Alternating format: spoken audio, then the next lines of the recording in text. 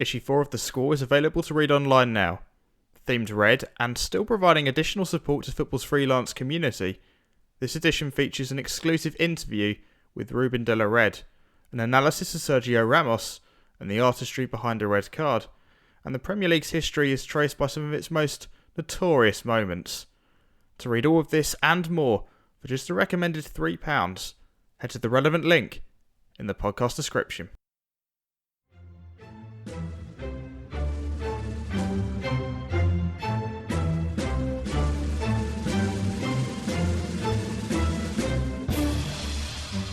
From the pages of Man the Footballer, Homo Passiens, a special edition of our regular podcast.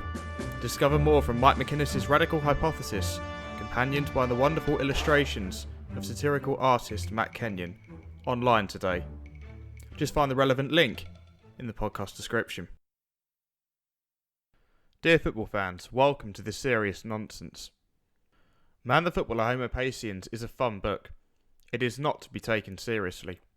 But it does use some principles drawn from the evolutionary and cultural history of mankind, such that, if it were true, it would fit in with the crazy hypothesis that humans evolved bipedalism, that's walking on two legs, to play football.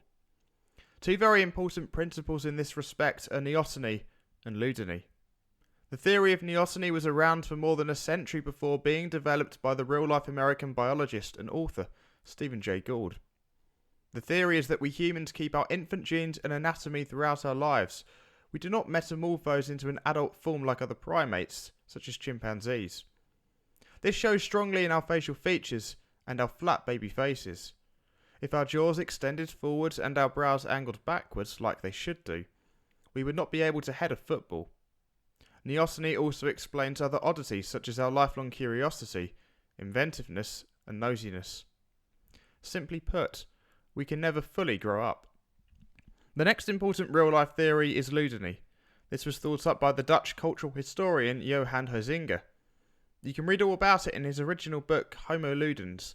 It is based on the idea that human culture, technology, science, language, literature, art, music and poetry stems from adult game playing. The Latin word ludens is derived from ludus, which refers to sport, play, school and practice.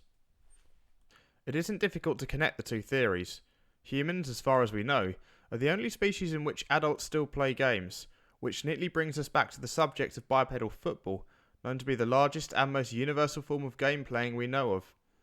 If football were a country, it would be the largest in the world, with around 2.5 billion citizens, fans and players, and its annual turnover would exceed that of the world's largest economy, the United States of America.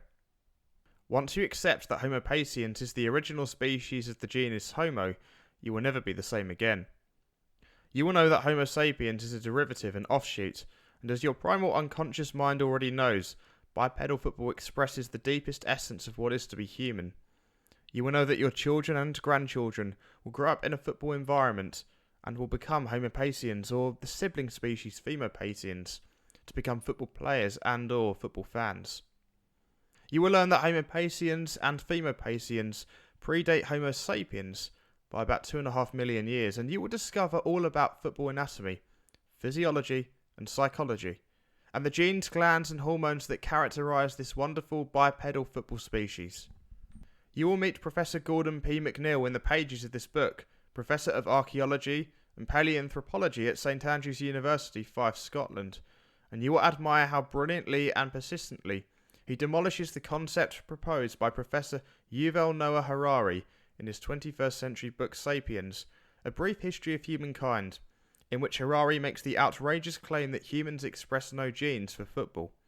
This is a massive own goal, and the greatest faux pas in the history of science. This is what Harari said. Evolution did not endow humans with the ability to play football. True, it produced legs for kicking, elbows for fouling, and mouths for cursing, but all that this enables us to do is perhaps practice penalty kicks by ourselves. To get into a game with strangers we find in the schoolyard on any given afternoon, we not only have to work in concert with 10 teammates we may have never met before, but we also need to know that the other players on the opposing team are playing by the same rules. Other animals that engage strangers in ritualised aggression do so largely by instinct. Puppies throughout the world have the rules for rough and tumble play hardwired into their genes. But human teenagers have no genes for football. They can nevertheless play the game with complete strangers because they've all learned an identical set of ideas about football.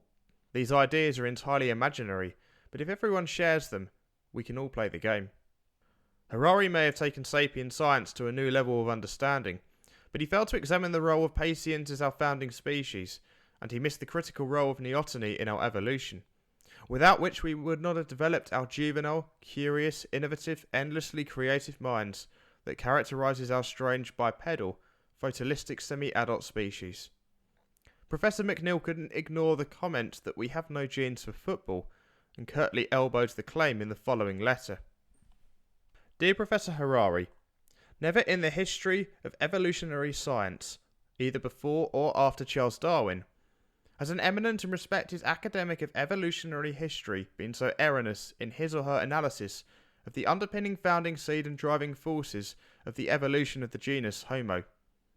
With respect, Professor Harari, a penalty kick requires a goalkeeper and a goal. The species Homo exists as a socially and environmentally constrained species, or it is simply not human.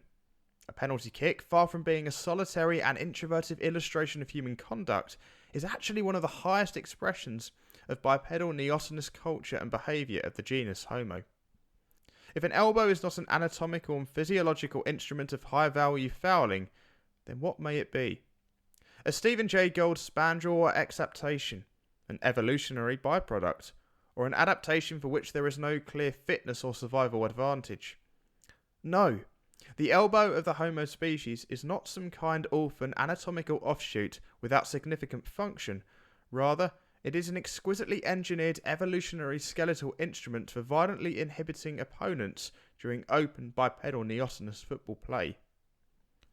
A recent and seminal paper published in the Journal of Passionic Sciences found, through a series of elegant studies conducted at the Sepp Blatter Faculty of Forensic and Passionic Anatomy at the University of Visp in the canton of Valais, that a set of related elbow and hip genes and gene sequences correlate with both elbow and hip-hit placius, ELB hit alpha 1 and hip-hit beta 2, and these are expressed in the teenagers of Homo sapiens, Homo Passiens, and Femur Passiens, most potently of all in Homo Passiens professional football players, with the highest expression occurring in defenders who have secured the most yellow and red cards during highly charged contests, particularly during derby matches between local rivals.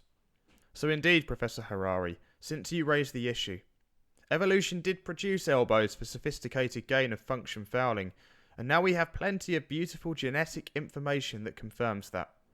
With the greatest respect, and acknowledging your excellent work in a number of fields, it must be stated that your attempt to intervene in the field of bipedal neotenous football is indicative of a degenerative and profoundly unfruitful adherence to a sapiens mindset that is long out of date, and which denies bipedal neotenous football as the generative seed and driving force of human evolution.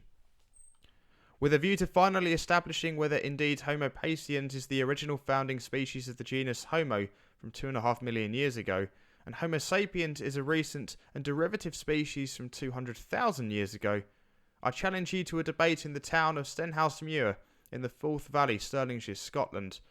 A suitable time would be during the Forth Valley Festival of Passionic Culture and Arts, held annually in that town, which attracts many thousands of football fans, academics and student visitors from around the world.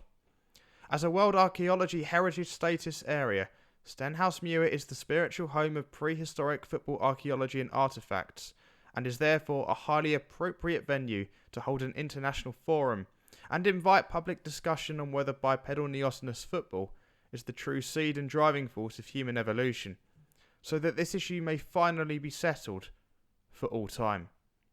Yours sincerely, Professor Gordon P. McNeill, Department of Anthropology and Paleontology, St Andrews University, Scotland.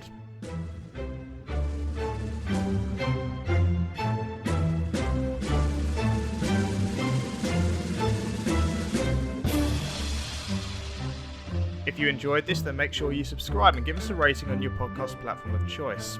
Also follow us on Twitter @Blizzard, that's @BLZZRD. That's the best place to keep up to date with all things Blizzard between each issue. Thanks for listening, and farewell. If only there was a way to immortalise football's greatest games, goals and moments with some incredible artwork for that blank space in your wall. We've partnered with the Goal Hanger to help you do just that. Choose from one of our own picks like the 2005 Champions League final in Istanbul, or the 2000 European Championship final, or request your own favourite goal of all time. Discover more and order your prints from just £30. Just head to the relevant link in the podcast description.